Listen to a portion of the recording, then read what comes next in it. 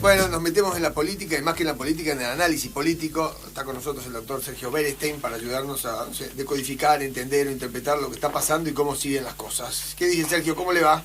Hola, ¿qué tal? Muy buenos días, ¿cómo están? Nosotros bien, ¿usted? Muy bien, por suerte. Gracias por atendernos. Bueno, al contrario. Naturalmente las preguntas van dando vueltas alrededor de cómo se va perfilando la PASO. Ya las fórmulas están constituidas y se largó la carrera, ¿no? La misma presidenta, que no ha aceptado o no ha exigido o no ha tomado cargo a nada, está usando las campañas de cadena nacional para hacer prensa todo el tiempo, y los candidatos se van poniendo los trajes. ¿Cómo se ve esto o cómo se analiza?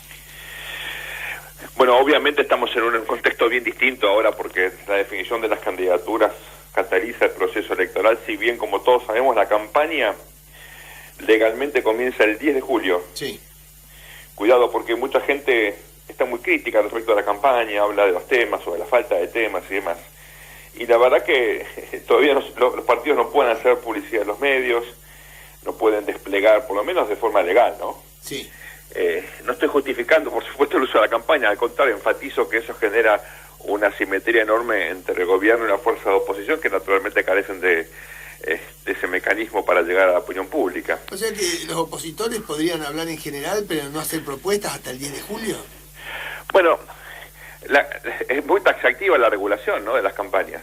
Comienzan el 10 de junio, digamos, hay casi un mes, ¿no?, para hacer campaña antes de las PASO. Parece un tiempo prudencial, es parecido a lo que ocurre en otros países, que donde también se regula el tiempo de las campañas, también se regula la financiación, las características, el acceso a los medios. Y en la Argentina esto lo que obviamente hace que, por supuesto, si a un político lo invita a la tele, le hace una pregunta, puede expresarse sobre diferentes temas. Lo que no puede hacer es publicidad. Por ejemplo, los carteles que ustedes ven en general son ilegales, por ejemplo, ¿no? Pero ¿no sería ilegal que Massa tenga debates con De la Sota? No, ¿o sí? No, ellos pueden debatir. Ellos son invitados por un programa de televisión y no está pago. Eso es una invitación de un periodista, eso es totalmente legal.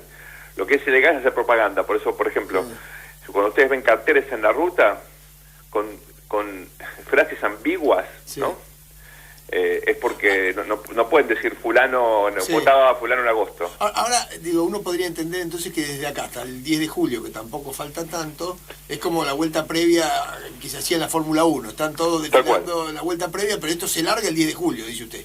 Exacto, me encantó la metáfora, es exactamente así. Están de alguna forma estirando a los jugadores, están sí, elongando antes de entrar a la cancha. Sí, ¿no? Ahora van a entrar a la cancha el 10 de julio. ¿Usted cree que algo va a cambiar a partir de ese día en la propuesta? Macri se va a poner un poco más contundente, Scioli va a ser más definido, Massa va a ser más agresivo, la gente le va a prestar más atención. ¿Qué pasa después del 10 si es que ponemos esa fecha como referencia? Me parece que va a haber obviamente definiciones un poquitito más nítidas respecto a los ejes de la campaña de cada uno de la fórmula de los candidatos, y seguramente también tendremos más claro, y quiero enfatizar esto porque obviamente al margen de los candidatos está el contexto, y el contexto en Argentina está cambiando sobre todo el contexto económico, con muy poquito, ¿no? Fíjense ustedes que el tipo de cambio paralelo se movió muy marginalmente y generó, tanto en el gobierno, fundamentalmente en el gobierno, pero también en la opinión pública, un poquito de preocupación. Si bien, por ejemplo, el nivel que tiene ahora es menor que el de diciembre pasado. Sí. Pero claro, todo, digamos, está atado en principio, ¿no? Es una opinión personal, y sin ser economista, la política económica naturalmente tiene inconsistencias, la inflación, el atraso cambiario, y esto hace que con muy poco la gente vuelva a preocuparse. La verdad que quiero esperar para entender realmente el contexto preciso en el cual vamos a votar. Primero en agosto y obviamente de cara a octubre. Sí, pero igualmente ya se pueden hacer, o yo me veo en la obligación de pedirle algunas lecturas, ¿no? Por ejemplo, se dice que Giannini, elegido por la presidenta como vicepresidente de la fórmula con Scioli, es una persona que a Scioli le puede restar votos. Y otros dicen que como Massa no se bajó, a Macri le puede restar votos, y entonces la gran pregunta de esto es si entre los votos que le resta Giannini a Scioli y lo que Massa le resta a Macri, ¿esto se resuelve en primera o en segunda vuelta? ¿O si se polariza o no se polariza? ¿Se puede decir algo al respecto de eso? Todavía no, porque obviamente estamos en una situación bastante singular, y es la siguiente. Primero, no hay sondeos. Segundo, tenemos limitaciones para entender realmente el resultado concreto que ha tenido, sé que ha tenido alguno, ¿no?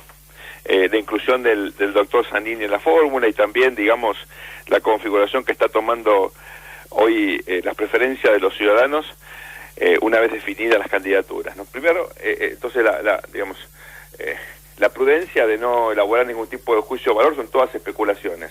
En terreno de especulaciones, lo que hay que tener en cuenta también es que la polarización eventual que pueda llegar a surgir de acá, digamos, a las elecciones de agosto primero y de octubre después, va a tener que ver naturalmente con las campañas, con el contexto y con el resultado, sobre todo de las elecciones de agosto, de las primarias. Por ejemplo, si efectivamente surge como posibilidad real, ¿no? La posibilidad que, digamos, o es percibido de ese modo por el público independiente que no quiere que gane el gobierno, la posibilidad que Scioli gane en primera vuelta, es probable que eso genere un corrimiento hacia el candidato de oposición mejor posicionado para evitarlo, lo que se llama el voto estratégico, ¿no? Sí. Entonces, eso puede alimentar la polarización. También es cierto que hay que ver si efectivamente esta suerte de recontra-kirchnerización de Scioli, más allá de lo de Zanini enfatiza un corrimiento previo, que fue no menor a la hora de entender, digamos, qué hizo Scioli para poder desplazar a Randazzo, ¿verdad? Sí. Bueno, todo eso le puede costar bastante a Scioli, sobre todo en un público que ya había votado en contra del gobierno del 2013 y hay que ver si lo vota ahora. Me vienen 2 o 3 preguntas a colación de lo que usted dice, bien rápidas, ¿no? Alguna vez, algunos analistas, yo lo pongo sobre la mesa para que usted nos explique, decían, bueno, mira, pase lo que pase, en el fondo Scioli, Massa y Macri se parecen, son gente más bien moderada, van a tratar de restablecer las relaciones de Argentina con el resto del mundo, van a tener una economía un poco más previsible. Sí. ¿Todo eso sigue siendo así después de la recontra-kirchnerización de Scioli que usted hizo referencia recién o no? Bueno, usted sabe que esto ha generado muchas dudas en Argentina y sobre todo en el exterior, ¿no? En la Argentina, sobre todo en el ambiente empresarial, Scioli genera desconfianza. Y en el mundo pasó lo mismo, por eso hubo caída en el valor de los bonos, de algunas acciones, la gente está mucho más inquieta, nerviosa, porque, digamos, por más que Scioli tal vez en privado sigue siendo un líder moderado, y la gente le reconoce en su trayectoria digamos, su vocación por mantener el diálogo, la moderación y los vínculos con múltiples sectores de la sociedad, la verdad que la práctica la pregunta es cuánta influencia puede tener el kirchnerismo en su gobierno. Y ahí la principal duda que surge es, más allá de Scioli, que va a ser el peronismo.